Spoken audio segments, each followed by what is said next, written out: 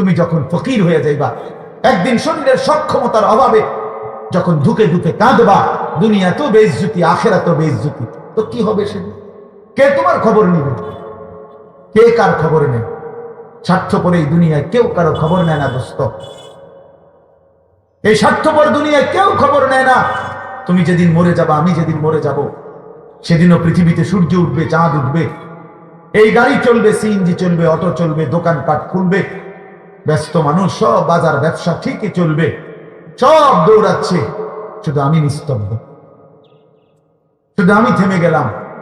আমার হাত আর নড়ে না, পাও আর নড়ে না, আমার আর চোখ খোলে না, আমার আর জিন্দিগির কোন স্পন্দন নাই। এরই নাম দুনিয়া, এরই নাম দুনিয়া।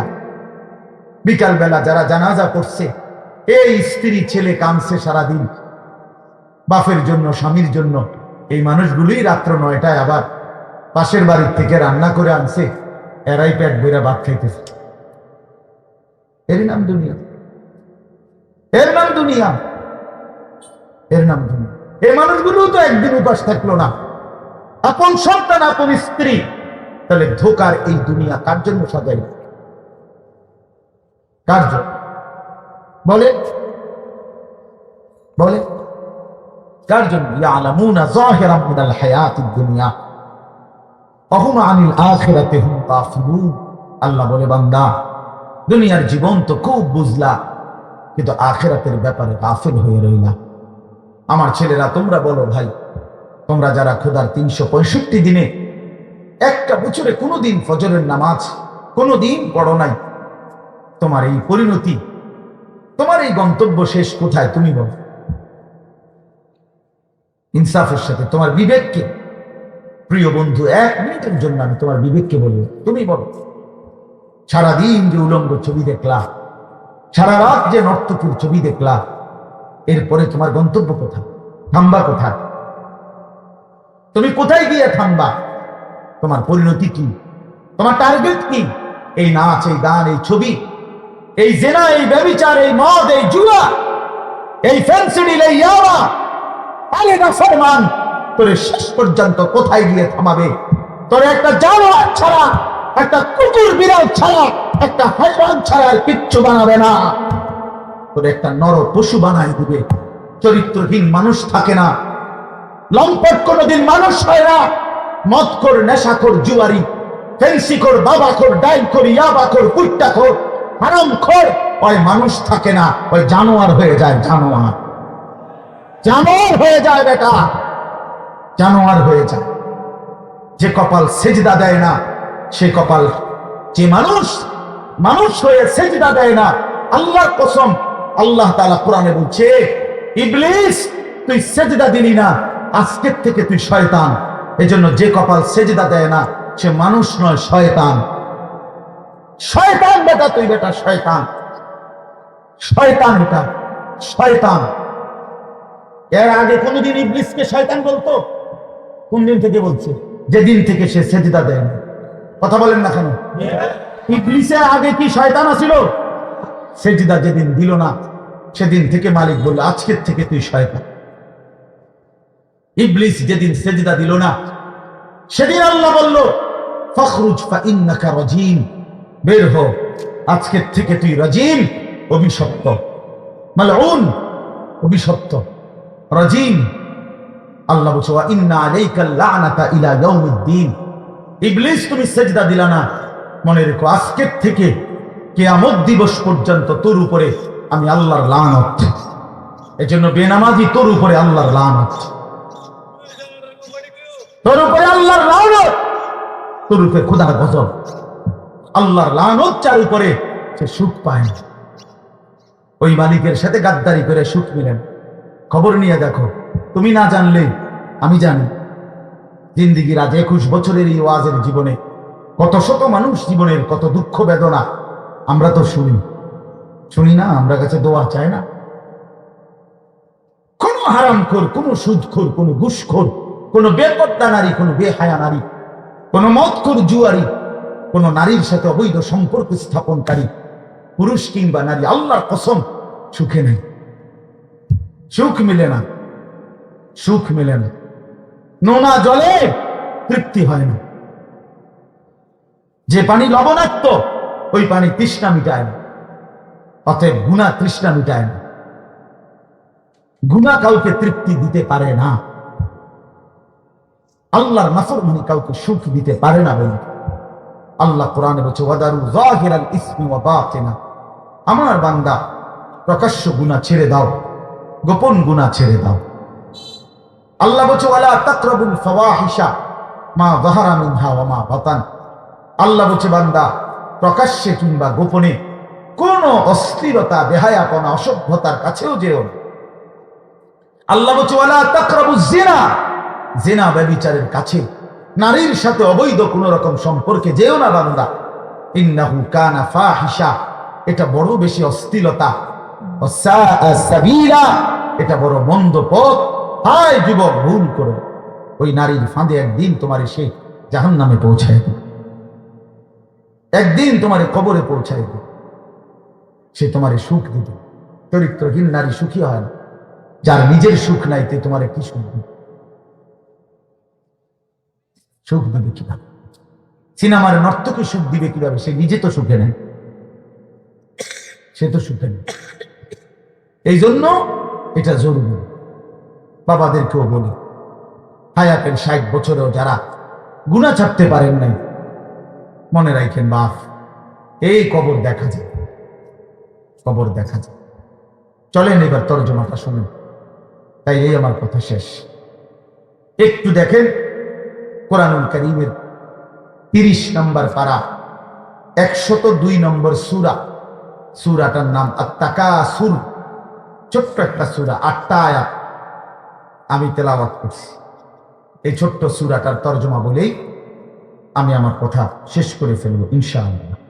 আল্লাহ তাআলা আমাদেরকে তৌফিক দান। এই সূরাটার একটা ছোট্ট প্রেক্ষাপট আছে। কেন নাজিল হলো? এটারে আরবিতে শানে নুজুল বলে। অর্থ হলো, শানে নুজুল হলো কেন নাজিল হলো সূরাটা। রাসূলুল্লাহ সাল্লাল্লাহু আলাইহি ওয়াসাল্লামের জামানায় মক্কা কুরাইশ বংশের লোকেরা, নবীজির বংশের নাম হলো কুরাইশ বংশ নাকি? এই কুরাইশ বংশের মধ্যে আবার ছোট ছোট গোত্র ছিল। এই ছোট গোত্র, মনে করেন আমার দাদা তো প্রথম, ধরে নিলাম আমগই বাড়ি, মনে করেন আমার দাদা ছিল প্রথম, দাদা বাড়িটা বাঁধছে, কথার কথা। তো এখন আমার দাদা 4 ফুট, মানে আমার বাপ চাচারা 4 জন। তো আগে তো দাদার সাথে বাপ চাচারা 4 জন একসাথেই ছিল। তো দাদা মরে গেল, এখন বাপ চাচাদেরও সংসার বড় হয়ে গেল। ফলে এখন সবাই আবার আলগা আলগা আরো জায়গা জমি কিনা ডানে বামে ঘর দুয়ার করছে, আরো বাড়ি ঘর বাড়ছে। এখন চাচার বাড়িও আলাদা নামে পরিচয়, জেডার বাড়িও আলাদা নামে পরিচয়, আমগো বাড়িটাও কি আলগা নামে পরিচয়, এমন আছে না? এই আর কি। তো প্রথমত তো বড় বংশটা পুরাটার নাম হলো কুরাইশ, কিন্তু এরপরে আবার এর অধীনে ধীরে ধীরে ছোট ছোট আরো গোত্র ছিল, আরো বংশ ছিল। এই যে ছোট বংশ যেগুলো ছিল, এরা প্রতিনিয়ত, এদের একটা বদভ্যাস ছিল যে এরা নিজেদের মধ্যে অবসর পাইলেই নিজেদের ক্ষমতা, প্রভাব, প্রতিপত্তি, অর্থ সম্পদ, স্ত্রী পরিজন, সন্তানাদি, বংশধর, কার কদ্দুর কত বেশি দুনিয়া, এই নিয়ে নিজেদের মধ্যে বড়াই করত, প্রতিযোগিতা করত, তর্কাতর্কি করতো আর কি। হ্যাঁ, নিজেদের মধ্যে বিতর্ক করত। আমার চাচা এই, আমার জেঠা এই, আমার মামা এই, আমগো বাড়িতে এত আছে, টাকা এত, বাড়ি এত, জায়গা এত, জমি এত, তোরার কিতাব এটা। এগুলো আমাদের মধ্যে হয় না এমন? এই ওরা প্রচন্ড ভাবে এইটা নিয়ে বিতর্ক করত। অর্থ সম্পদ এবং ক্ষমতা, প্রভাব, প্রতিপত্তি এবং বংশধর নিয়ে নিজেদের মধ্যে গর্ব এবং অহংকার করত, প্রতিযোগিতা করত, কার কত বেশি দুনিয়া দুনিয়া। তো এটা তাদের একটা অভ্যাস ছিল। এর মধ্যে 2টা গোত্র, বনু আব্দে মানাফ এবং বনু সাহাম, ওই কুরাইশের শাখা, এই 2টা গোত্রের নাম। একদিন তারা এই 2 গোত্র প্রচন্ড তর্কে লাগছে, কার বংশ বড়, কার সম্পদ বেশি, কার ক্ষমতা বেশি, কইতেছে। এরা একবার কয়, এরা একবার কয়।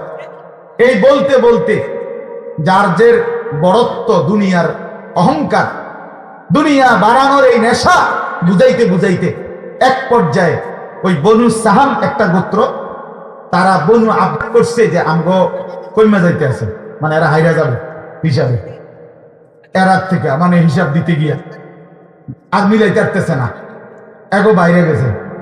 তখন এরা এই বনু সাহাম এই গোত্র কইল কি অগরে এই দিগাও বা কই কবরস্থানে আসো। কোথায়? কবরস্থানে আসো, আসো কবরস্থানে। কবরস্থানে কি আসো না, তা আইসা এবার কবরস্থানের সামনে আইসা তাগো ওই মুর্দা যারা কবরে তাগো বংশের এবার এই হ্যাঁ গো হিসাব দেওয়া হইতেছে। এই বাট আমার চাচা মরলে কি হয়েছে, চাচা কি আছিল তুই জানো? আমার দাদা মরলে কি হয়েছে বেটা? হ্যাঁ, আমার দাদার ভয়ে দাদা নিজেই কাঁদতো বেটা। তার মানে এবার অহংকার করতে করতে দুনিয়ার বড়াই বুঝাইতে বুঝাইতে জীবিত দিয়ে আর হিসাব না মিলাইতে পাইরা কই গিয়া পড়ছে? কবরস্থানে গিয়া পড়ছে। এদের এই মন্দ আচরণ আল্লাহ তাআলা নারাজ হয়ে আল্লাহ তাআলা তখন এই আচরণের কারণে কোরআনুল কারীমের এই সূরাটা নাজিল করছেন। 102 নম্বর সূরা আত-তাকাসুর নাজিল করে আল্লাহ বললেন, হায় বান্দা কি করছো? করছোটা কি? এইনি কাজ ছিল, এইনি কথা ছিল তোমাদের। দুনিয়া বাড়ানোর নেশা, দুনিয়ার প্রতিযোগিতা, সম্পদ, বংশধর, এই গর্ব, এই বড়াই, এই হিসাব তোমাদেরকে ডুবাইয়া দিল, আখিরাত তো ভুলাইয়া দিল। এই তখন আল্লাহ তাআলা বলেন, কি বলেন শুনেন, আলহাকুমুত তাকাসুর। আলহাকুম এই শব্দের দুইটা অর্থ, শাগালাকুম ও আনসাকুম। আল্লাহ তাআলা বলেন, হায় আলহাকুম তোমাদেরকে ব্যস্ত করে ফেললো দুনিয়া, আর আনসাকুম আল আখিরাহ তোমাদেরকে আখিরাত ভুলাইয়া দিল। তোমরা কবর ভুলে গেলা, হাসর ভুলে গেলা, পরকালের হিসাব ভুলে গেলা, আখিরাত ভুলে গেলা, আর দুনিয়ার মধ্যে ডুবে গেলা। কি কারণে ডুবলা? কি কারণে আখিরাত ভুললা?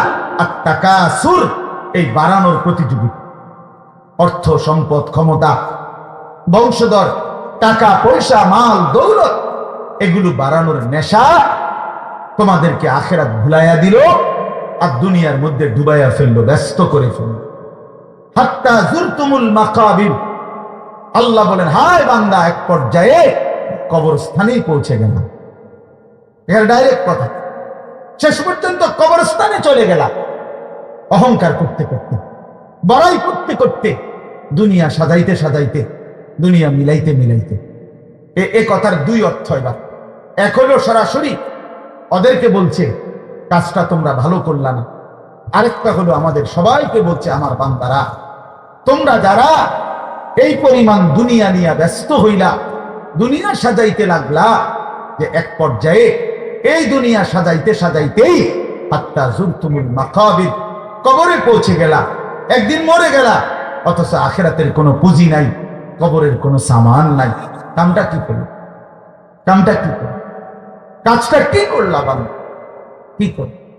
হায় বান্দা, 60 বছর বয়স, আগে কল্পনা করলে নারীকে নিয়ে অন্তরের জেনা, আর লজ্জাস্থান দিয়ে জেনা করলে সেটাও জেনা। আল্লাহর কসম, নবী বলছে সবটাই জেনা। চোখেরটাও জেনা, হাতেরটাও জেনা, পায়েরটাও জেনা, দিলেরটাও জিনা, মুখেরটাও জিনা, শব্দটাও, আবার লজ্জাস্থানেরটাও জিনা। অতএব যে কোনো স্বামী স্ত্রীর সম্পর্ক ব্যতীত ভিন নারী, ছবি হোক বাস্তবে হোক, নারীর সাথে যার সম্পর্ক, আল্লাহর কসম, রব্বে কাবার কসম, সে ব্যভিচারী, লম্পট, দুশ্চরিত্র, জেনাকার। আর আল্লাহ বলছে, আমি তোরে ডবল ডবল ইউদাফ, ইউদাফ অর্থাৎ ডবল রিডবল শাস্তি দেব কিয়ামতের দিন। ওয়ায়াখলুদ ফীহি মুহানা, এবং আল্লাহ বলে তারে বেইজ্জতি কইরা, লাঞ্ছিত কইরা চিরস্থায়ী জাহান্নামে ফেলে দেব। দোস্ত আমার, মনে রাখো বাস, আমি খোলামেলা বললাম, আমি পরিষ্কার বললাম, হাজারো ছেলে তোমাদের চেহারা দেখে বোঝা যায় ভাইয়া। এখানেও তোমরা অনেক ছেলে চেহারা দেখলে বোঝা যায় আজকের সারাদিনে এক ওয়াক্ত নামাজ পড়ো নাই, কেমনে এত বড় পাষাণ হইলা, আল্লাহকে এভাবে কেমনে ভুলে গেলা। কেমনে ভুলে গেলা? কেমনে ভুলে গেলা? কোরআন শরীফের আমি দুইটা কথা বলি। একটা কোরআন শরীফের আয়াত আছে, আমার বাপ আপনাদেরকেও শুনাই, আপনারা আপনাদের ছেলেদেরকে বইলেন। প্রয়োজনে ছেলেটাকে হাতে ধরে একটা বার চোখের পানি ফেলেন, মেয়েটারে হাতে ধরে চোখের পানি ফেলেন। আল্লাহ কোরআনে বলছে ফাবি আইয়ি হাদিসিন বাদাহু ইউমিনুন, 29 নম্বর পারায় সূরা মুরসালাতের মধ্যে এই আয়াতটা আছে। আল্লাহ বলে, বান্দা, এই 30 পারা কোরআন আমি নাজিল করেছি, আমার সর্বশ্রেষ্ঠ কথা এগুলো। 23 বছরে আমি আমার রাসূলের কাছে এগুলো নাজিল করেছি তোমাদের জন্য। এক একটা কথা বান্দা কোরআনুল কারীমের মধ্যে আমি বারবার বলছি, আকিমুস সালাহ, আকিমুস সালাহ, আকিমুস সালাহ 80 বারের চাইতে বেশি বলছি। ইয়া আইয়ুহাল্লাযীনা আমানু, হে ঈমানদারগণ, হে ঈমানদারগণ, 89 বার, 8 9 89 বার আল্লাহ এই শব্দ দিয়ে আমাদেরকে ডেকেছেন। হে ঈমানদারগণ, হে ঈমানদারগণ, হে ঈমানদারগণ, 89 বার ডাকছে। 80 বারের চাইতে বেশি নামাজের কথা আল্লাহ বলছে, ইত্তাকুল্লাহ, ইত্তাকুল্লাহ, ইত্তাকুল্লাহ, ইত্তাকুল্লাহ, আল্লাহকে ভয় করো, আল্লাহকে ভয় করো, আল্লাহকে ভয় করো। ওয়াইলুন ইয়াউমাইদিল লিল মুকাদ্দিবিন, সূরা মুরসালাতের একটা সূরাতে 10 বার, এক সূরার 50টা আয়াতের মধ্যে 10 আয়াতে এক কথা আল্লাহ 10 বার বলছে যে বান্দা, তোমরা যারা নাফরমান মিথ্যাবাদী, সেদিন আখিরাতে তোমাদের জন্য জাহান্নাম, জাহান্নাম, জাহান্নাম, জাহান্নাম, জাহান্নাম 10 বার বলছে। তো আল্লাহ বলতে চাচ্ছে, বান্দা, এতবার বললাম, এতভাবে বললাম, এত বড় শ্রেষ্ঠ কোরআন নাজিল করলাম, তুমি বান্দা এবার আমারে বলো যে বান্দা আমি আর কতবার বললে, আর কেমনে বললে, আর কোন কিতাব নাজিল করলে, এক একটা কথা আর কতবার বললে তুমি আমারে মানতা, তুমি বলো। বলো মুসলমানের সন্তান, আর কতবার বললে তুমি নামাজ পড়তে? এই কথা যখন তোমার সামনে হাসরের ময়দানে বান্দা আল্লাহ জিজ্ঞেস করবে যে আর কতবার বললে বান্দা তুমি আমারে সেজদা করতা, কি জবাব দিবা বাপ? আর কতবার বললে তুমি সুদ ছাড়তা? 30 বছর মুসলমান সুদ খায়, 30 বছর টানা মুসলমান মিথ্যা বলে, 30 বছর মুসলমান প্রতিদিন ওজনে কম দেয়, এটা মুসলমান? 30 বছর ধরে মুসলমানের ঘরে প্রতিদিন রঙিন টেলিভিশনে নাচ গান নর্তকীর ছবি চলে, প্রতিদিন টেলিভিশন চলবে, এটা জিন্দেগি? এটাই জীবন? 60 বছর বয়স আপনি এখনো বিড়ি সিগারেট খাবেন, এটাই কথা ছিল? 60 বছর বয়স এখনো আপনি চা দোকানে টেলিভিশন দেখবেন, এই কি কথা ছিল চাচা? আহা, কবরে যাবেন কোন দিন? তাই মরণের কথা মনে পড়বে কোন দিন? যুবক ভাই বলো, 365 দিনে একটা বছর কোনদিন ফজরের নামাজ পড়লা না, এ কেমন জিন্দেগি তোমার? তুমি আল্লাহরে এতটা ভোলা কেন ভুলে গেলা? এভাবে ছেড়ে দিলা কেন ভাই আমার? এই একটা প্রশ্ন। আরেকটা প্রশ্ন হইল, লাকাদ মান্নাল্লাহু আলাল মুমিনিনা ইয বাআসা ফীহিম রাসূলাম মিন আনফুসিহিম। আমার এটুকু কথা মনোযোগ দিয়ে শুনেন সবাই। নবী সাল্লাল্লাহু আলাইহি সাল্লামের ব্যাপারে আল্লাহ বলছে, বান্দা, হে আমার ঈমানদার বান্দা, এই পৃথিবীর সমস্ত নিয়ামত আমি দিয়েছি সবার জন্য। আসমান জমিন চন্দ্র সূর্য আলো বাতাস, রোদ বৃষ্টি, হাসি কান্না, আনন্দ বেদনা, স্ত্রী সন্তান, গাছ ফল ফুল, ক্ষেত ফসল, টাকা পয়সা, জায়গা জমি, এগুলো তো আমি সবাইকে দিছি। কিন্তু তোমরা ঈমানদারগণ শুনো, আমি মহান আল্লাহ রাব্বুল আলামিন তোমাদের জন্য একজন আলাদা আমার সর্বশ্রেষ্ঠ রাসূল, কলিজার টুকরা, আমার সবচেয়ে প্রিয় মাহবুব, আমার বন্ধু, আমার আখিরি রাসূল নবী মুহাম্মদুর রাসূলুল্লাহ সাল্লাল্লাহু আলাইহি সাল্লাম, তাকে আমি তোমাদের জন্য দিয়েছি। এটা আমার সর্বশ্রেষ্ঠ নিয়ামত। বলেন আলহামদুলিল্লাহ, বলেন আলহামদুলিল্লাহ। তো আল্লাহ নবী সাল্লাল্লাহু আলাইহি সাল্লাম, আপনাদের কাছে এই কথাটা বলি, যুবক ভাই তোমাদের কাছেও বলি, হাসরের ময়দানে মনে রাখো ভাইয়া, নবী সাল্লাল্লাহু আলাইহি সাল্লাম উম্মতের আমলনামা দেখবে, উম্মতের আমলনামা দেখবে নবী। আর দেখা নবী সাল্লাল্লাহু আলাইহি ওয়াসাল্লাম উম্মতের এই আমলনামা হাতে নিয়ে যখন দেখবে, পৃষ্ঠার পর পৃষ্ঠা ফজরের নামাজ নাই, 30 বছর মিথ্যা বলে, 30 বছর সুদের লেনদেন, 40 বছর হারামের ব্যবসা করছে, কোনদিন 5 ওয়াক্ত নামাজ পড়ে নাই, স্ত্রী পর্দা করে নাই, ছেলেটা নামাজ পড়ে নাই, ঘরের মধ্যে অনবরত টেলিভিশন চলছে। প্রিয় ভাই আমার, বাপ আমার, আল্লাহ নবী সাল্লাল্লাহু আলাইহি সাল্লাম সেদিন চোখের পানি ফেলবে আর বলবে, উম্মত এটা কি আমল নামা নিয়ে আসছে? উম্মত তুমি আমার এত বড় বেইজ্জতি কেমনে করলে? আমি 23টা বছর তোমাদের জন্য কেঁদেছিলাম। সারা রাত এশার নামাজের পরে নবী দাঁড়াইছে কানতে কানতে, ফজরের আজান পর্যন্ত নবী উম্মতের জন্য দোয়া করছে আর চোখের পানি ফেলছে।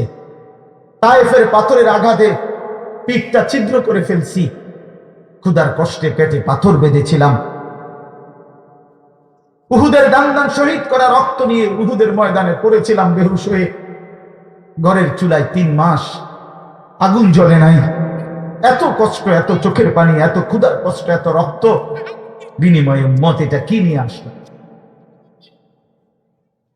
নামাজ কই, সেজদা কই, রুকু কই, ফজর জোহর আসর মাগরিব এশা কই, হারাম থেকে বাঁচা কই, হালাল উপার্জন কই, জিকির কই, তেলাওয়াত কই, আমার সুন্নাত কই? কেমনে এমনে ভুলে গেলাম উম্মত? আমার এত বড় বেইজ্জতি কেমনে করলাম? আমার এত বড় অপমান কেমনে করলাম? কি জবাব দিবে? বলো ভাই, আমার কথা শেষ ভাই। কি জবাব হইতে পারে তখন? আল্লাহ তাআলা বলবেন, আল্লাহ তাআলা বলবেন, বান্দা আমি আর কেমনে বললে তুমি মানতা? নবী বলবেন, উম্মত আমি আর কত চোখের পানি ফেললে তুমি আমার কথা মনে করো? আর কত রক্ত ঝরাইতাম আমি? 23টা বছর আমি শুধুই কাঁদছি, শুধুই কাঁদছি, সারা রাত কেঁদেছি। ভাই আমার, দোস্ত আমার, বন্ধু আমার, নওজোয়ান ছেলেরা আমার, নষ্ট হইও না, নষ্ট হইও না। প্রিয় বন্ধু, আজীবন ফিলিস্তিনে রক্ত ঝরবে আর আরাকানে রক্ত ঝরবে, আর তুমি আর আমি নিরাপদ থাকবো, এটা ছিল, এটা যারা ভাবছিলা, আজ ইসকনের গুন্ডারা, ইসকনের সন্ত্রাসীরা এটা প্রমাণ করে দেখাইছে। ইসকনের গুন্ডারা, ওই হিন্দু সন্ত্রাসীরা, এরা প্রমাণ করে দিছে তোমাদের আমাদের সবাইকে যে মুসলমানের বাচ্চা সুযোগ পাইলে তোদের কাউকে ছাড়বো না। আমার মুসলমান ভাইয়ের শহীদ সাইফুল ইসলাম আলিফ, অ্যাডভোকেট সাইফুল ইসলাম আলিফের তাজা রক্তে চট্টগ্রামের জমিনে এই ইসকনের গুন্ডারা, সন্ত্রাসীরা দিনে দুপুরে প্রকাশ্য দিবালোকে এই 92% মুসলমানের বাংলাদেশে, যে দেশে কালেমার উচ্চে ফজরের আযানে যে দেশে ভোর হয়, যে দেশের কোটি কোটি জনগণ মুসলমান, সে দেশে প্রকাশ্যে দিবালোকে ইসকনের গুন্ডারা, সন্ত্রাসীরা, এরা আমাদের মুসলমান একজন অ্যাডভোকেটকে জবাই করে ফেলছে। শুনেছ বন্ধু? এটা কি ভাবছ? জিন্দেগি শুধু মোবাইল টিপতে টিপতে শেষ হইব? তুমি কোনোদিন মুসিবতে পড়বা না? না, হ্যাঁ, এভাবেই মনে করছো জিন্দেগি, এই রং তামাশার জীবনটাই শেষ। বাপ কিছু বলে না, মা কিছু বলে না, স্ত্রী, স্বামী, সন্তান সব আলাদা আলাদা, সবাই সবার মন মতো চলতেছো। ভাইয়া, এরই নাম জীবন? বেঈমান বুঝাই দিছে, এই জমিনে রক্ত ঝরাইয়া বুঝাইছে। অনেক মানুষ তো বলে সবসময়, আমরা হুজুররা কেন চিল্লাই, আমরা কে এত কিছু চিল্লাই? আরে বন্ধু, আমরা তো এই কথাই বুঝাইতে চাই যে কাফের বেঈমান সুযোগ পাইলে হুজুর, পাবলিক, জনগণ কাউরে ছাড়বে না। নাই তো অ্যাডভোকেট সাইফুল ইসলাম তো হুজুর না, কথা বলেন না কেন? তো ওরে জবাই করলো কেন? ওরে জবাই করলো কেন? এই বাংলাদেশে কত মুসলিম নেতা, আমাদের জাতির কত বড় বড় রাহবারদেরকে, ওলামায়ে কেরামকে আপনার জেলখানায় পুরাইছে, বছরের পর বছর করে ফেলে রাখছে। কই বাংলাদেশের মুসলমান তো কোনদিনের বিনিময়ে কারো রক্ত ঝরায় নাই। তাহলে ওই বেঈমানরা, তাদের একজন কাফের, ওই চরিত্রহীন, তার নামে অসংখ্য নারী নির্যাতন, শিশু নির্যাতনের অসংখ্য অভিযোগ তার নামে, তারে বহু জায়গা থেকে বহিষ্কৃত করছে। এই চিন্ময় কৃষ্ণ দাস নামে একজন কাফের মুশরিক বেঈমান চরিত্রহীনের জন্য তারা মুসলমানের বাংলাদেশে জলজ্জন্ত একজন মানুষকে জবাই করে ফেলছে। আজকে আবার পেঁয়াজের ধমক দেয়, পেঁয়াজ বন্ধ করে দিবে, আটা বন্ধ করে দিবে, আলু বন্ধ করে দিবে। ইন্ডিয়া থেকে আমাদেরকে ধমকায়, আমরা পেঁয়াজ বন্ধ করে দিবে। আলু তার আব্বার, পেঁয়াজ কি ইন্ডিয়ার আব্বা? মুসলমান তো 110 কোটিকে ভয় পায় না, 210 কোটিকে ভয় পায় না। আমাদের সংখ্যা হিসাব না, আমাদের শুধু একজন, আগেও একজন, এখনো একজন, আগামী তো আমাদের একজন, তিনি আল্লাহ। তিনি কে? বড় যুবক, আরো জোরে বড় যুবক, বড় নৌজওয়ান, ওঠো নৌজওয়ান,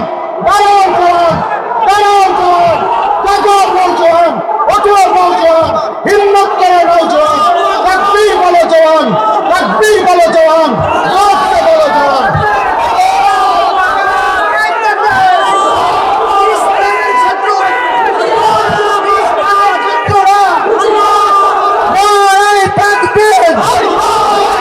ইসলামের শত্রুরা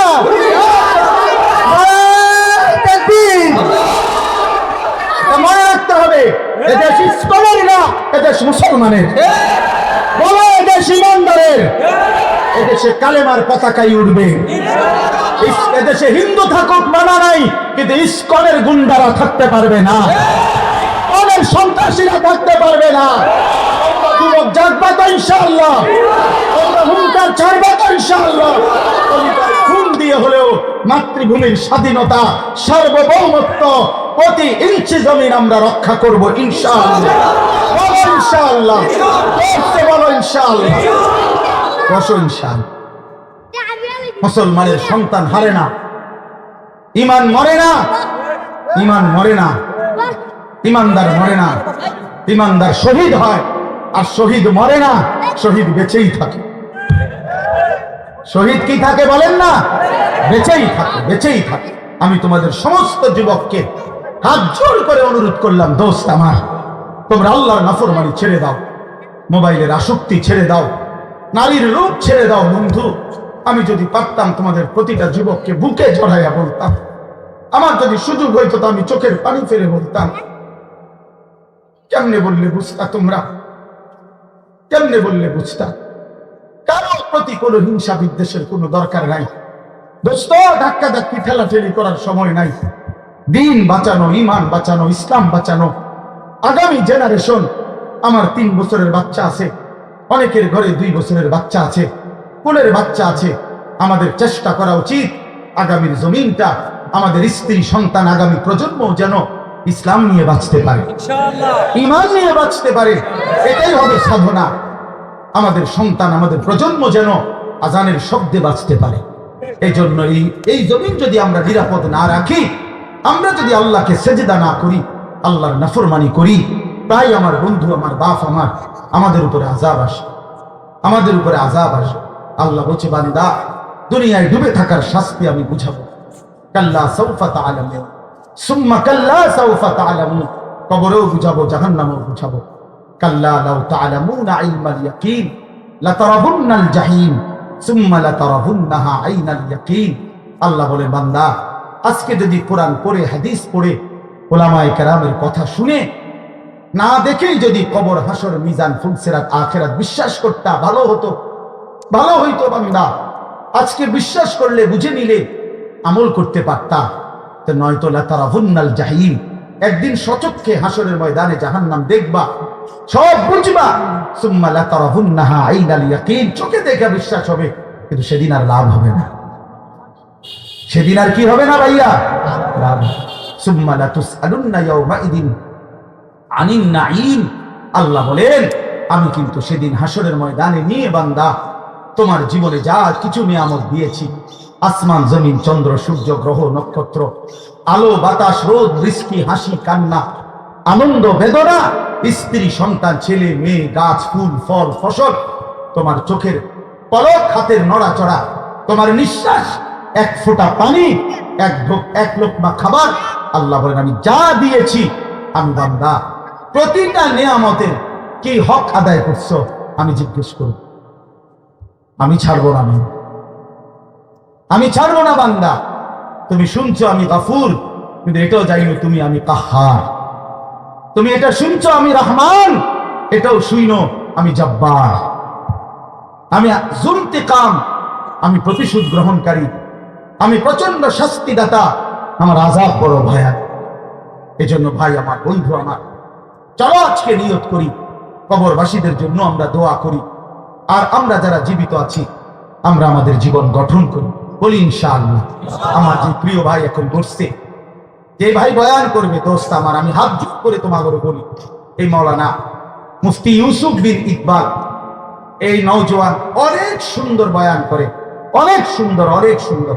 কোরআন সুন্নাহর আলোকে 100 কোরআন সুন্নাহর আলোকে কথা বলে।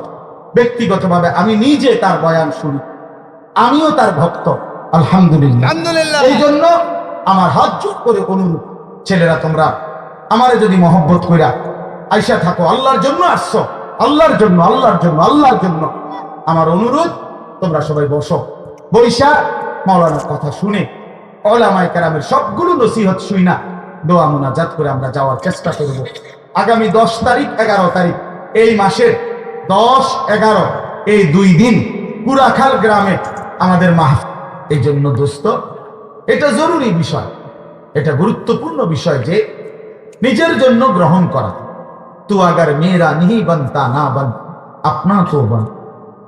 ভারতীয় উপমহাদেশের একজন বিখ্যাত বুজুর্গ বলছেন, সৈয়দ আবুল হাসান আলী নদভী রহমতুল্লাহ আলাইহি, হে যুবক, যদি তুমি মানুষের কল্যাণ, সমাজের কল্যাণ, কারো কোনো উপকার যদি করতে নাও পারো, আপনা তো বান, নিজের ভালোটুকু তো করো, নিজের কল্যাণটা তো কমপক্ষে ভাবো, নিজের কমপক্ষে সুন্দর বানাও। আমি কে, আমি কোত্থেকে আসলাম, আমারে কে বানাইলো, আমি কোত্থেকে আসলাম, কেন বানাইলেন, আমি ফিরে যাব কোথায়। প্রতিনিয়ত দোস্ত বন্ধু আমার, বাপ আমার, যে মানুষগুলো কবরে চলে যায়, তাদেরকে কে নিয়ে যাচ্ছে?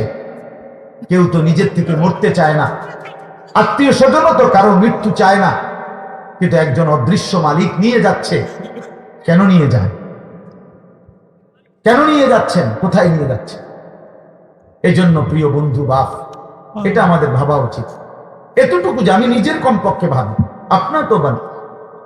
কোরআনুল কারীমে আল্লাহ বলছে, ইয়া আইয়ুহাল্লাযীনা আমানু আলাইকুম আনফুসাকুম, হে ঈমানদারগণ, মুমিনগণ, তোমরা নিজেকে নিয়ে নিজেকে সাজাও, বড়। আলাইকুম আনফুসাকুম, নিজেকে মজবুত করে ধরো, নিজের ভালোটুকু করো, নিজের সৌন্দর্যটুকু বুঝো। কোরআনুল কারীমে আল্লাহ বলছে, ভাইয়া ওয়ালা তুলকু বিআইদিকুম ইলা তাহলুকা, হে আমার বান্দা, নিজেকে নিজে ধ্বংস করে দিও না, নিজেকে নিজে বরবাদ করে দিও না। একটা মোটর সাইকেল, অনেক ছেলে পেলে, আমি প্রায় সময় বলি, আমার এতটা মায়া লাগে যে হায়, নিজে একটা মোটর সাইকেল এইভাবে চালায়, মনে হয় একটা কুত্তাও এভাবে দৌড়ায়, এত দ্রুত গতি। আহা সন্তান, অ্যাক্সিডেন্ট করলে তো তোমারই পাওটা ভাঙ্গা যাবে, অ্যাক্সিডেন্ট করলে তোমার মাথাটা ফাইটা যাবে, অ্যাক্সিডেন্ট করলে তুমি তো রক্তাক্ত হয়ে যাবে। এতটুকু ভালো যদি না বুঝে এই পাগল, এই মাতাল, কি পরিমাণ মাতাল, এ কি পরিমাণ মাতাল। খুব জোরে চালাইলে মানুষে দেখবো, মানুষে দেখতে দেখতে তো তুমি গেছ হয়ে গা, তো কি দেখতো মানুষ? এটা দেখবো কি? তা তুমি দেখবার আগে তো তুমি তো দৌড় দিছো কুত্তার মতো, তো তোমার কি তা চাইতো মানুষ? কি দেখবো? এটা দেখার কি আছে? এটা আস্তাগফিরুল্লাহ, আস্তাগফিরুল্লাহ। এরকম অসংখ্য বিষয় আছে যে তুমি যদি মনে করো দিবানিশি চরিত্রহীনতার মধ্যে ডুবে গেলা, উলঙ্গ ছবি, নর্তকীর নাচ, জেনা, ব্যভিচারের দৃশ্য দেখলা, সারা রাত সারা দিন মোবাইলে, প্রিয় বন্ধু আমার, ভাই আমার, তুমি একবার ইনসাফের সাথে ভাবো যে এর পরিণতিতে তোমার হালাত কি হবে। তোমার শরীর, তোমার যৌবন, তোমার যৌন শক্তি, তোমার যৌবনের সক্ষমতা, এটা যখন প্রয়োজন। হাদিসের মধ্যে আছে, হাদিসে কুদসি, কোন নেককার বান্দারা যখন আল্লাহর জিকির, আল্লাহর তিলাওয়াত, আল্লাহর কথা শুনবার জন্য, বসবার জন্য, বলার জন্য বসে, তো পুরা মজমা যখন শেষ হয়, তো আল্লাহ ফেরেশতাদেরকে জিজ্ঞেস করে যে আমার এই বান্দাদেরকে কি পুরস্কার দেওয়া যায়। তো তারা বলে মহান আল্লাহ আপনার ইচ্ছা। তো আল্লাহ তাআলা বলেন শোনো, আমার এই প্রিয় বান্দাদের মজলিস যারা বসলো আমি তাদের সকলকে মাফ করে দিলাম। তো ফেরেশতারা বলে আল্লাহ এখানে এমন লোকও আছে যে এমনি আসছিল, দ্বীনি উদ্দেশ্যে আসে নাই, আপনার কথা শুনতে আসে নাই, এমনি বইছিল আর কি, ইন্নামা জাআ লিহাজাতিন, ব্যক্তিগত কোনো উদ্দেশ্যে আসছে, তাকেও মাফ করে দিবেন। তখন আল্লাহ তাআলা বলেন হাদিসে কুদসি, হুমুল কওমু লা ইয়াশকা বিহিম জালিসুহুম, এই শব্দটা বুঝাইতেছেন। আল্লাহ তাআলা তখন বলেন আমার প্রিয় বান্দাদের মজলিস, কিছু বলবেন বসে,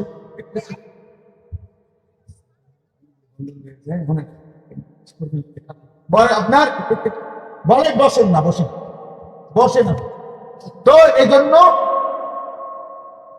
হুমুল কওমু লা ইয়াশকা বিহিম জালিসুহুম, এমন কওম যে কওম আল্লাহ বলে আমার নেক বান্দাদের মজলিস এমন মজলিস যেখানে যেই বসছে আমি আল্লাহ কাউকে বঞ্চিত করি, কাউকেই বঞ্চিত করব না, বরং ফেরেশতারা শোনো আমি সকলকেই মাফ করে দিই।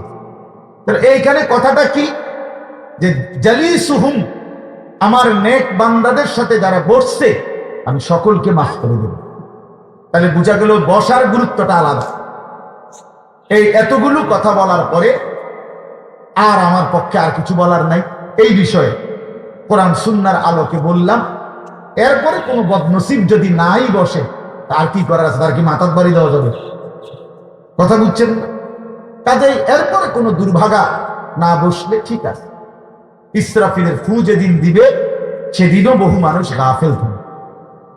হাদিস আছে ইসরাফিলের ফু হবে, পৃথিবীতে ভূমিকম্প শুরু হবে, জমিন কাঁপতে শুরু করবে, আসমান ভাঙতে শুরু করবে, তখনও গাফলতের মধ্যে বহু মানুষ থাকবে। এই অবস্থাতেই মৃত্যু হবে, এই অবস্থাতেই হাসর হবে। কাজেই গাফেল থাকবেই, গাফেল থাকবেই। এই জন্য আল্লাহ তাআলা আমাদের প্রত্যেককে আল্লাহর কথা, কোরআন সুন্নাহর কথা মনোযোগ দিয়ে আন্তরিকতা নিয়ে শুনবার তৌফিক দান করেন। এবার আর একটা কথা, ছোট্ট কথা, সেটা হলো ভাই মেহেরবানি করে প্রত্যেকে এই যাদের হাতে মোবাইল, এই হাতে ধরা এই মোবাইলগুলো নামায় ফেল। আল্লাহর ওয়াস্তে আমার এই কথাটা রাখো, ভালো হবে, আমি তোমাদের কল্যাণের জন্য বললাম। আল্লাহর ওয়াস্তে এই হাতের মোবাইলটা অল্প একটু সময়ের জন্য আমি অনুরোধ করলাম, এটা নামাইয়া এটা বন্ধ করে দাও। এমনি শোনো, চেহারার দিকে তাকাইয়া শুনবে দোস্ত, ভালো হবে, মনোযোগ বাড়বে, দিলে কথা জমে। শুধু মোবাইলটা ধরে রাখলে একটা বড় সমস্যা হলো নিজের অন্তরের মধ্যে জেহানে থাকে এটা যে আমার মোবাইলে উঠতেছে কিনা, সেই জন্য সারাক্ষণ নজর এটার দিকে। আর একটা মনোবিজ্ঞানীদের একটা কথা হলো মানুষের অন্তর একসাথে দুই জিনিস ভাবতে পারে না। এটা একটা কি পরীক্ষিত কথা, দিলে একই মুহূর্তে দুই জিনিস ভাবে না, এটা রাইখে তোমাদের আরেকটা ভাবতে হবে। তাহলে এখন যেহেতু তোমার ফিকিরে মনোযোগ মোবাইলটাতে উঠতেছে কিনা ঠিক মতো, তাহলে নিজের জন্য কিছু গ্রহণ হবে না। মোবাইলে উঠছে ঠিক আছে, সুন্দর, আওয়াজও ক্লিয়ার হয়েছে, পুরা বয়ানটাও উঠছে, তো এরকম তো ওয়াজ লাখ লাখ আছে মোবাইল। নিজের জন্য কি হলো? আমার দিলের জন্য আমি কি নিলাম? আমার নিজের জন্য আমি কি নিলাম? ওয়াজ ও দোয়ার মাহফিলে আল্লাহ তাআলাই আমাদেরকে আসবার বসবার আল্লাহর জন্যই জমা হওয়ার তৌফিক দান করেছেন। এই জন্য আমরা সকলেই বলি আলহামদুলিল্লাহ। ছেলেরা, বাপ, তোমরা যারা এই ডান দিকে এই দিকে দাঁড়ায় আছো, মেহেরবানি করে আমি অনুরোধ করলাম আল্লাহর ওয়াস্তে বসো। বসলে ভাইয়া ভালো হবে। আমি অনুরোধ করলাম ছেলেরা তোমরা দাঁড়ায় থেকো না, ওইদিকে গিয়া বসো, পেছনে বরকত হবে। এটা আমার অনুরোধ, এটা রক্ষা করো কথা। আমি বললাম যাও ভাই ওইদিকে যাও, পেছনে যাও, যাও ছেলেরা যাও, কথা না শুনলে তো চলেই যাও। যার কথাটা পছন্দ হলো না তুমি বাইরে চলে যাও, তাহলে আরো ভালো হয়। দুই চারজন না শুনলে কি, বসো সবাই, সবাই বসতে হবে এটার ভিতরে। এই যে ভাই বসো, বসো বাপ। ওই যে আপনারা এই যে প্যান্টওয়ালা ভাই পকেটে বসেন।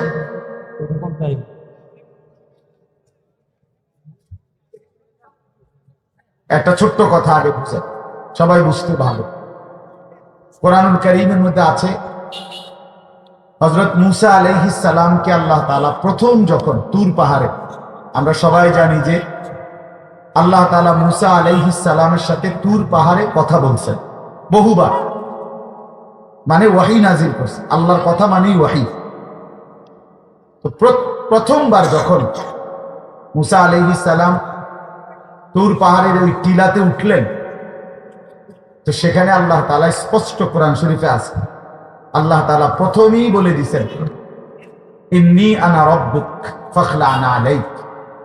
মূসা, আমি তোমার রব, আমি তোমার মহান মালিক আল্লাহ, তুমি ফাখলা'না আলাইকা, তোমার দুইটা জুতা খুলে ফেলো, দুইটা জুতা খুলে ফেলো। আনা আখতারতুকা, আমি তোমাকে নির্বাচিত করেছি। ফাসতামি' লিমা ইউহা, অতএব আমি যা ওয়াহী নাজিল করতেছি বলতেছি তা মনোযোগ দিয়ে শোনো। তাহলে এখন কি বোঝা গেল? তাফসীরের মধ্যে আছে জুতা খুলতে বললেন কেন? প্রশ্ন হলো জুতা খুলতে বললেন কেন? কথা বললে বলবে। তো আল্লাহ তাআলা এটা বুঝাইছেন, মূসা, আমি রব্বুল আলামিনের কথা শুনবার আদব জুতা খুলে বসে, এই জন্য আদব শিখাইছেন, আদব শিখাইছেন। কোরআন সুন্নাহর ইলমের মধ্যে, কোরআন সুন্নাহর জ্ঞানের মধ্যে একটা জিনিস ভীষণ জরুরি, সেটা হলো আদব। দুইটা জিনিস একসাথে গঠন করতে হয়। এজন্য আমাদের মাদ্রাসাগুলোতে দুই জিনিস একসাথে পড়া, একটা হলো ইলম আর একটা হলো আদব। এজন্য মাদ্রাসাওয়ালারা তাদের বাচ্চাদেরকে যেমন পড়ায়, তো বাচ্চার ওযু, গোসল, চলা ফেরা, উঠা বসা, কথাবার্তা, চাল চলনের দিকেও নজর রাখে, যে ছেলেটা দাঁড়াইয়া পেশাব করে কিনা, ছেলেটা টয়লেট পেপার ব্যবহার করে কিনা, দস্তরখান বিছায়া খানা খায় কিনা, বাবা মাকে সালাম দেয় কিনা, ইত্যাদি ইত্যাদি। মানে শুধু শব্দ মুখস্থ করছে, পড়া দিছে, পড়া নিছে, এটা না, তার সাথে সাথে তার জীবন গঠন হচ্ছে কিনা, আদব শিখতেছে কিনা, আখলাক শিখতেছে কিনা, এইটা হলো একই সাথে লক্ষ্য থাকে। এজন্য হাদিসের মধ্যে আছে, আমাদের প্রিয় নবী সাল্লাল্লাহু আলাইহি ওয়াসাল্লাম বলছেন, আল্লামানি রব্বি ফাআহসানা তা'লিমি ওয়া আদ্দাবানি রব্বি ফাআহসানা তা'দীবি। এই একটি হাদিসে নবীজি দুইটা কথা বলছে, যে আমার আল্লাহ আমাকে সর্বোত্তম ইলম জ্ঞান শিখিয়েছেন এবং আমার আল্লাহই আমাকে সর্বোত্তম আদব শিখিয়েছেন। তাহলে একই সাথে বলছে নবীজি, আল্লামানি রব্বি আদ্দাবানি রব্বি, আল্লাহই আমাকে ইলম শিখিয়েছেন, আল্লাহই আমাকে আদব শিখিয়েছেন। কেন নবীজি বাম পাও দিয়া টয়লেটে ঢুকছে? কেন ডান পাও দিয়া মসজিদে ঢুকছেন? মনে করেন এই যে প্রতিটা নড়াচড়া, হাত্তাল হারাকাত ওয়াস সাকানাত, নবীজির প্রতিটি স্থিরতা, প্রতিটা নড়াচড়া, সবটাই আল্লাহ তাআলার ফয়সালা, আল্লাহ তাআলার পক্ষ থেকে নির্ধারণ। তিনি সাহাবীদের সাথে পরামর্শ করছে অথবা নিজে নিজে ভাবছে যে কেমনে শুইলে ভালো হয়, কেমনে হাঁটলে ভালো হয়, না না, আল্লাহ তাআলার পক্ষ থেকে নির্ধারণ করে দাও। এই জন্য বাপ, এটা জরুরি বিষয়। এটা আল্লাহর কোরআনের মজলিস, বরকতময় মজলিস। এখানে জুতা খুলে আল্লাহর কথা শুনলে বরকত হয়, এটা আদব। সবাই যারা মূসা আলাইহিস সালামের ওই ঘটনাটা জানে, কোরআন শরীফে স্পষ্ট আছে যে তখন প্রচন্ড ঠান্ডা ছিল, ভীষণ ঠান্ডা, কুয়াশা, নিচে বরফ। মূসা আলাইহিস সালামের স্ত্রী, ওই যে শুআয়ব আলাইহিস সালামের মেয়ে, যাকে তিনি 10 বছর পরে বিয়ে করে আনতেছিলেন, উনি প্রচন্ড শীতে কাঁপতেছিল। এই সময় মুসা আলাইহিস সালাম একটু আগুনের তালাশে তুর পাহাড়ের ওই টিলার মধ্যে উঠছিলেন। স্ত্রীকে বলছে, ইন্নী আনাস্তু নারা, আমি একটু আগুন তালাশ করে আনি, যদি আগুনটা আনতে পারি তাহলে আগুনের মধ্যে যদি তোমার শরীরে একটু সেঁক দাও তাহলে গরমটা আর শীতটা একটু কম লাগে। মানে সে শীতকালে আগুন দিয়ে আগের দিনে খুব ছিল, তাহলে বোঝা গেল এত ঠান্ডা, এত প্রচন্ড শীতে যে কাঁপতেছে। এরপরেও আল্লাহ তাআলা বললেন আগে জুতা খোলো। অথচ এই ঠান্ডার মধ্যে জুতা না খুললে ভালো ছিল, কিন্তু এরপরও আল্লাহর কথা শুনবার আদব, জুতা খুলে শুনে। হাদিসের মধ্যে কথা স্পষ্ট আছে, আল্লাহ নবী সাল্লাল্লাহু আলাইহি ওয়াসাল্লাম কখনোই খাবার জুতা পরিহিত অবস্থায় খাইতেন না। জুতা পায়ে কখনোই তিনি খাবার খাইতেন না, বরং জুতা খুলে পিঠ সোজা রাইখা মাথা নিচের দিকে নোয়াইয়া দুই হাঁটু উপরের দিকে তুলে বিনয়ের সাথে আল্লাহ নবী সাল্লাল্লাহু আলাইহি ওয়াসাল্লাম খাবার গ্রহণ করতেন। নবীজি নিজে বলতেন, আকুলু কামা ইয়াকুলুল আবদ, একজন গোলাম তার মুনিবের সামনে যেরকম বিনয়ের সাথে খানা খায়, আমি আমার মহান আল্লাহ পাকের সামনে এভাবে খানা খাই। ভাইয়া, আদব, আদব অনেক বড় জিনিস। আল আদাবু খায়রুন কুল্লু, আদব পুরাটাই কল্যাণ। রাসূলুল্লাহ সাল্লাল্লাহু আলাইহি ওয়াসাল্লাম বলছেন, মা নাহালা ওয়ালিদুন ওয়ালাদাহু মিন নুহলিন মিন আদাবিন হাসান। তোমরা তো বাংলাটা বুঝবা না, জুতা যেহেতু খুলবা না ভাই, তো বাইরে চলে দাও।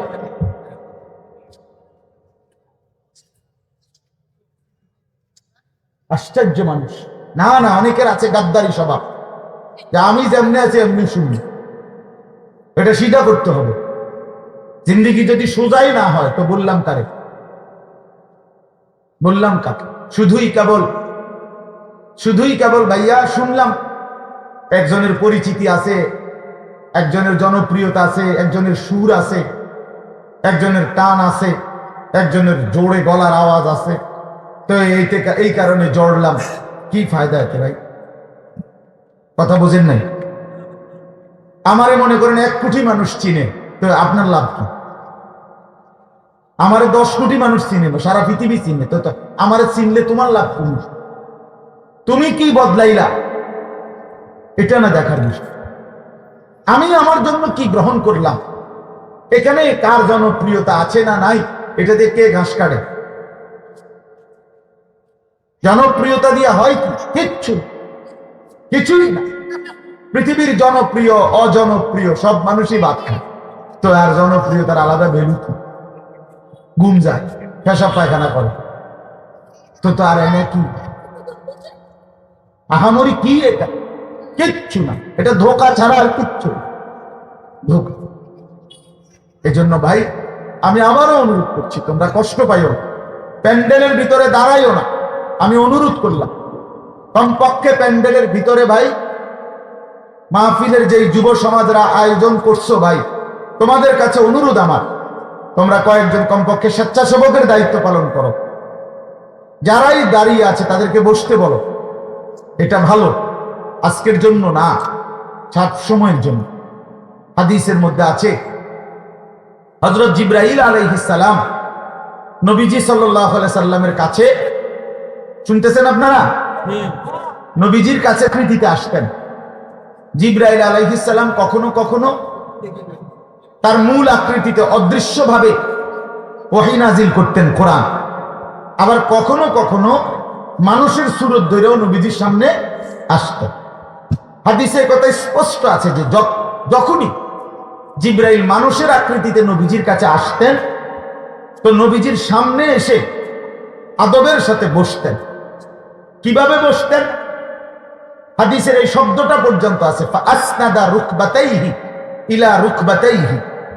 মানে করেন নবীজি এদিকে ফিরা, তো জিবরাইল ওইদিকে মুখোমুখি বসতেন, এভাবে যে উভয়ের হাঁটু বরাবর, বুক বরাবর, চোখ বরাবর, এইভাবে মনোযোগ দিয়ে জিবরাইল আলাইহিস সালাম নবী সাল্লাল্লাহু আলাইহি সাল্লামের সামনে বসতেন।